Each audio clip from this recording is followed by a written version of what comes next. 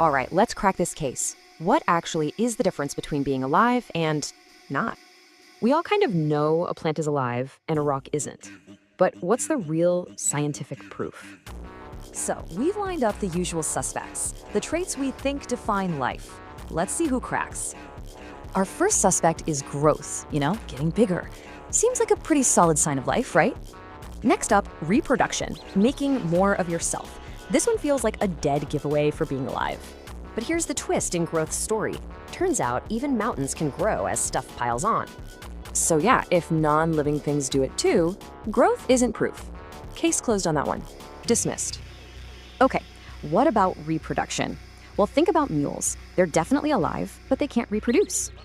And that's the key. If some living things can't do it, it's not a defining feature. Dismissed. So, after all that, we're left with three things that have an unbreakable alibi. Let's dig in. First up, metabolism. Basically, all the chemical reactions that keep you going. Rocks just don't have that. Second, you gotta have cells. At least one. This is a non-negotiable rule of being alive.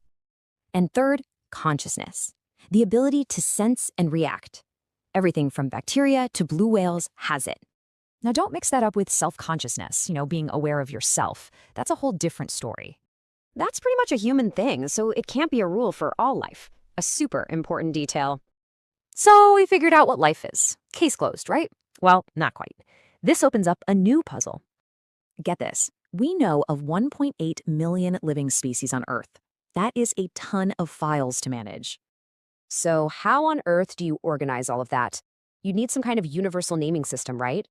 And that system is called binomial nomenclature, a universal two-part name for everything that's alive. Here's the drill. The first name is the genus, capitalized. The second is the species, lowercase. Simple. And why Latin? Because it's a dead language. The words won't change, so the names stay locked in. So we've cracked the case of what life is, but with 1.8 million species, what's next?